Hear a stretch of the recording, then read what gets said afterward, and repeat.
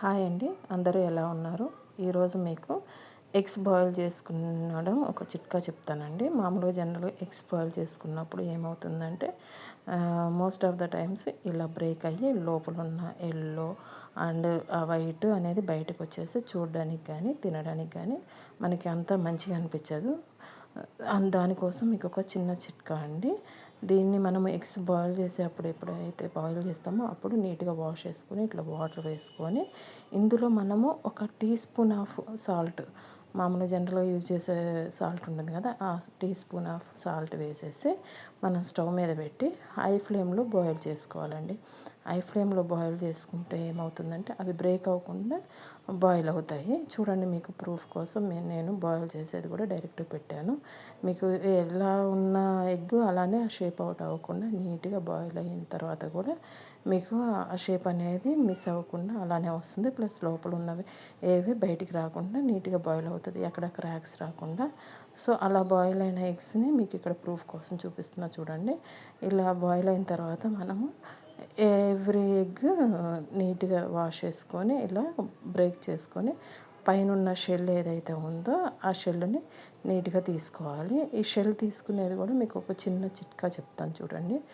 ఇలా తీసేటప్పుడు మనకి లోపల అంటే షెల్‌కి, ఎగ్‌కి మధ్యలో ఒక లేయర్ అనేది వైట్ కలర్ లేయర్ అనేది ఒకటుంటుంది. సో, దాంతో పాటు మనము ఎగ్గు ఒలుచుకున్నామనుకోండి, ఆ షెల్ తీసామనుకోండి, ఎగ్గు యాజ్ ఇట్ ఈజ్ షేప్‌తో నీట్‌గా ఉంటుంది. అలా కాకుండా మనము ఓన్లీ షెల్ వరకే తీసామనుకోండి, ఆ వైట్ లేయర్ లేకుండా, అప్పుడేమవుతుందంటే లోపలున్న యెల్లో ప్లస్ దాంతో పాటు లోపలున్న యెల్లో కూడా వైట్ కూడా మనకి ఆ షెల్‌తో పాటు వచ్చేస్తుంది. సో, అందుకని మనము ఎప్పుడైనా ఎగ్స్ ఓపెన్ చేసేటప్పుడు షెల్ ఏదైతే ఉందో దాంతో పాటు ఆ వైట్ లేయర్‌ని కూడా మనము నీట్‌గా తీసుకోవాలి. అప్పుడే మనకి ఆ షేప్ అనేది మిస్ అవ్వకుండా ఉంటుంది. మనము ఎక్కువ ఏదన్నా అకేషన్‌లప్పుడు, ఫంక్షన్‌లప్పుడు, ఏదైనా చిన్న చిన్న కిట్టి పార్టీలప్పుడు మనం ఎగ్స్ బాయిల్ చేస్తాం కదా! అలాంటప్పుడు మనకి బల్క్ క్వాంటిటీలో మనం ఎక్కువ ఎగ్స్ బాయిల్ చేస్తాం కాబట్టి అలాంటప్పుడు బ్రేక్ అయినాయి అనుకోండి, అది ఆ ఒక్కటి బ్రేక్ అయినా మిగతా వాటికి ఆ స్మెల్ అనేది ఉండిపోతుంది. అలా ఉండకుండా మీరు ఉడికిచ్చేటప్పుడు బాయిల్ చేసేటప్పుడు మీరు ఒక స్పూన్ సాల్ట్ వేసేసి హై ఫ్లేమ్‌లో పెట్టి బాయిల్ చేసుకున్నారనుకోండి, మీకు నీట్‌గా ఆ షేప్ అనేది మిస్ కాకుండా వస్తుంది. ఎన్ని ఎగ్స్ అయినా అలా బాయిల్ చేసుకోవచ్చు. ఇదిగోండి, ఇందాక నేను చెప్పాను కదా! వితౌట్ ఆ లేయర్ ఉందో ఆ లేయర్‌తో పాటు తీస్తే నీట్‌గా వస్తుంది. లేయర్ లేకుండా మనం తీయడం వల్ల మీకు చూపిస్తున్నా చూడండి, అది మనకి ఎగ్ కూడా లోపలున్న యెల్లో, వైట్ కూడా మనకి ఇట్లా షెల్‌తో పాటు వస్తుంది. సో, మనం ఓపెన్ చేసేటప్పుడు విత్ లేయర్ తోటే ఓపెన్ చేసుకోండి.